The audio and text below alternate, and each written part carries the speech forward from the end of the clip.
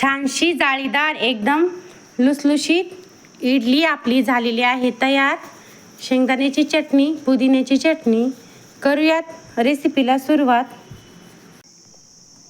नमस्कार, पूजा रेसिपीमध्ये सर्वांचे स्वागत आहे। आज आपण बनवूयात इडली। त्यासाठी आपले बॅटर छान असे फुललेले आहेत। आता आपण करूयात इडली करायला सुरुवात।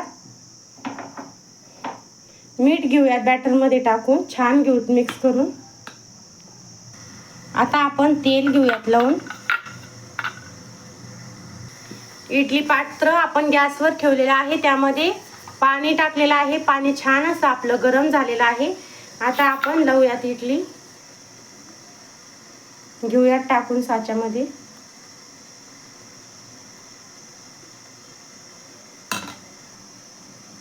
आता ठेवूयात पात्रामध्ये। अशी एक एक करून आपण सर्व इडली पात्र घेऊयात ठेवून। छान अशी आता आपण झाकण घेऊयात लावून। 5 मिनिटानंतर आपली इडली होणार आहे तयार। 5 मिनिटानंतर आपली छान अशी इडली झालेली आहे तयार। अशी मस्त आपली झालेली आहे इडली तयार। आता आपण घेऊयात इडलीला काढून। आपण बनवूया छान अशी शेंगदाण्याची चटणी। त्यासाठी आपण शेंगदाणे छान भाजून घेतलेले आहेत। मिक्सरच्या ग्राइंडरमध्ये शेंगदाणे आणि लसणच्या पाकळ्या टाकलेल्या आहेत। आता टाकूयात जिरे। आता आपण टाकूयात हिरवी मिरची, छान घेऊयात मिक्सरला फिरून। मीठ घेऊयात आता छान मिक्सरला फिरून। छान अशी आपली शेंगदाण्याची चटणी झालेली आहे मस्त अशी काढून। आता आपण देऊयात फोडणी। तेल ठेवलेलं आहे, गरम झालेलं आहे आपलं तेल। टाकूयात जिरे, कढीपत्ता।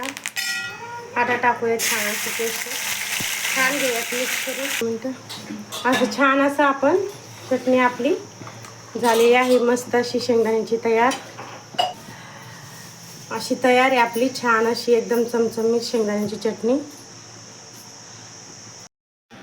एकदम मऊसूत लुसलुशीत इडली झालेली आहे, एकदम छान जाळीदार तयार।